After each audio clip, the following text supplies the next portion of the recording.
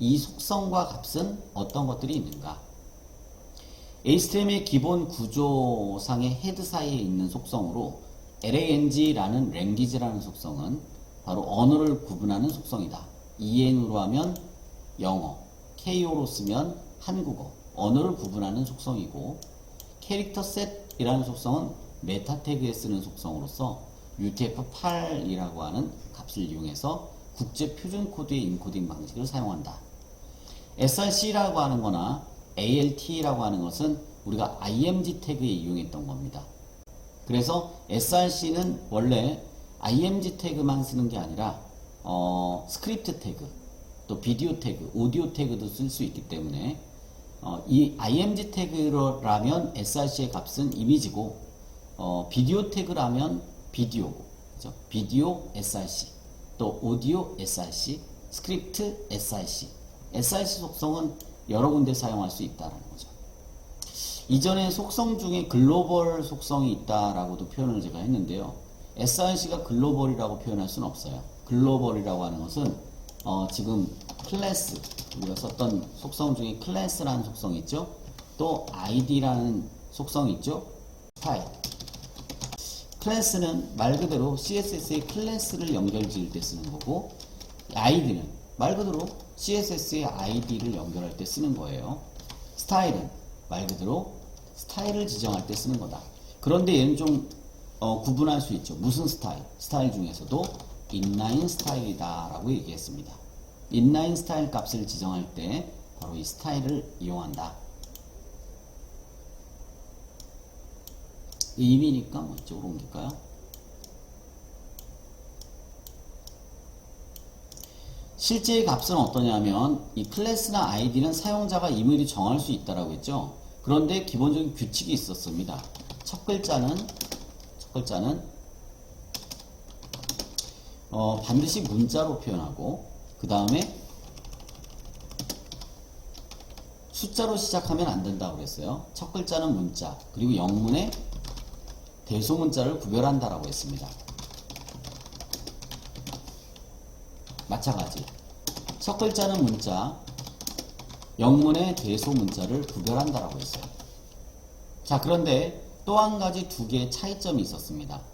클래스의 경우는 중복 사용이 가능하고,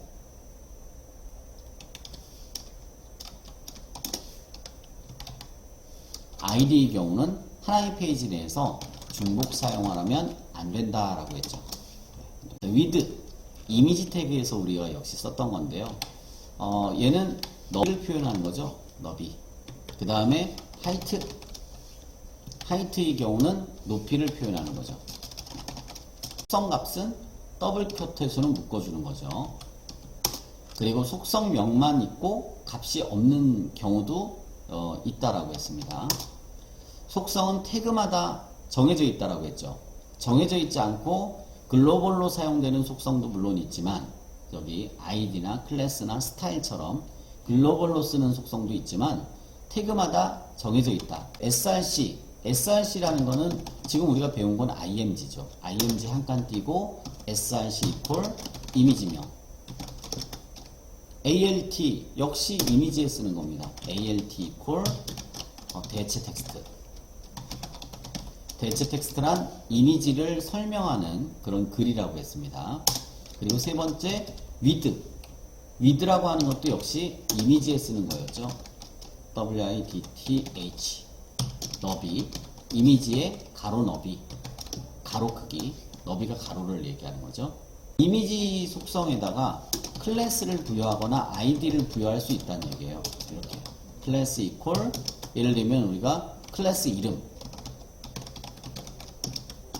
사용자가 정할 수 있다고 했죠. 또 id equal id 이름, 또 inline 스타일로 스타일 equal 스타일 css 값, css. 이렇게. 이런 경우 요 뒤에 있는 클래스나 id나 스타일은 이 img 태그만 쓸 수 있는 게 아니고, 우리가 그동안에 배웠던 p 태그라든가 또는 제목 태그인 h1 태그라든가 또는 div는 실제 우리가 썼잖아요. 그죠? div 태그라든가 다 쓸 수 있다라는 거죠. 클래스나 id나 스타일의 경우는. 이런 경우를 글로벌 속성 이렇게 얘기한다. HTML의 글로벌 속성 이렇게 얘기한다는 거죠. 속성의 개수는 태그마다 여러 개 사용할 수 있다. 맞죠? HTML 태그는 속성 하나를 썼어요. 메타 태그 속성 하나 썼습니다.